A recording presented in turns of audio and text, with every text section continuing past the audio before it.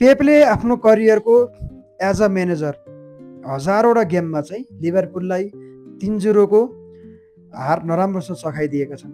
अर्थात् आफ्नो टिमलाई चाहिँ सिटीले 3-0 को अनसाइडेड एकतर्फी गेम चाहिँ जित्न सफल भएको छ र उनले आफ्नो करियर बार्सिलोनाबाट स्टार्ट गरेका हुन्। सबैलाई थाहा छ मेसी, चाबी, इनिस्टा, बुस्केट, पिके हैन, बाल्डेस, त्यो टिमको म्यानेजर पेप गार्डियोला नै हुन्।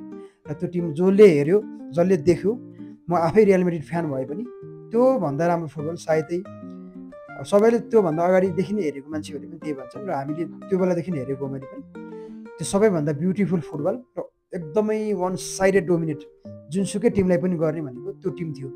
त्यसले 2-3 वर्ष त्यस्तै डोमिनेट गर्यो र त्यो बेलामा च्याम्पियन लिग बार्सिलोनाले 2टा जित्यो, ला लिगा अब सबै जिति नै हाल्यो हैन। र लास्ट इयर जब सिटीले अलिकति खस्कियो फर्ममा, त्यसपछि हामीले अब डिब्रुने पनि अलिकति अलि बुढो भयो हैन। डेभिड सिल्भा पहिला थिए, अलि पहिल्यै थिए डेभिड सिल्भा त हैन। अब उनको जुन उनले खोजेको जस्तो प्लेयरहरू छैन, पोजिसन फुटबल खेल्छ हैन। र अहिले काउन्टर अब यो हुन्छ नि सेट पिसेसहरूमा सबै टिम त्यसरी खेल्छ नि त।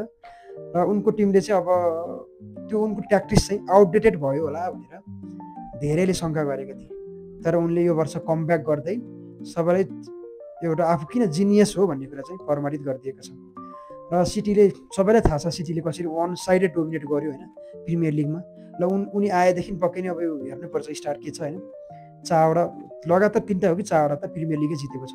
च्याम्पियन लिग जित्यो, एउटा फाइनल हार्यो, एउटा जित्यो हैन। र पेप गार्डियोला चाहिँ इतिहासकै वान अफ द ग्रेटेस्ट म्यानेजरमा गनिन्छन्।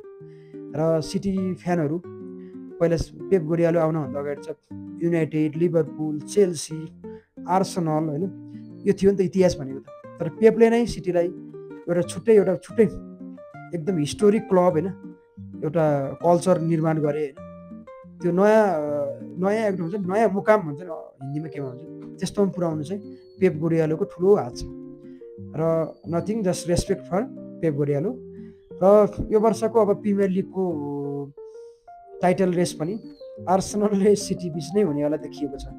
तर हामीले नर्मली चाहिँ आर्सेनल लान्छ अनसाइडेड भन्ने सोचेको हो, तर त्यस्तो देखिँदैन अब चाहिँ। किन सिटीले कमब्याक गरिसकेको छ, हालान्ड त्यस्तै फर्ममा छ, निको गोन्जालेस भन्ने कस्तो राम्रो खेलेको त्यो प्लेयरले हैन। यतापट्टिको लेफ्ट ब्याक छ जुन मिडफिल्डरबाट लेफ्ट ब्याकमा गएका हुन्, निको ओराइली भन्ने के छ एकजना, त्यो प्लेयरले पनि एकदमै राम्रो खेलेको छ। र गोलकिपर पनि नयाँ ल्याएको छ हैन। र यो वर्षको प्रिमियर लिगको टाइटल रेस चाहिँ गजब हुनेवाला छ।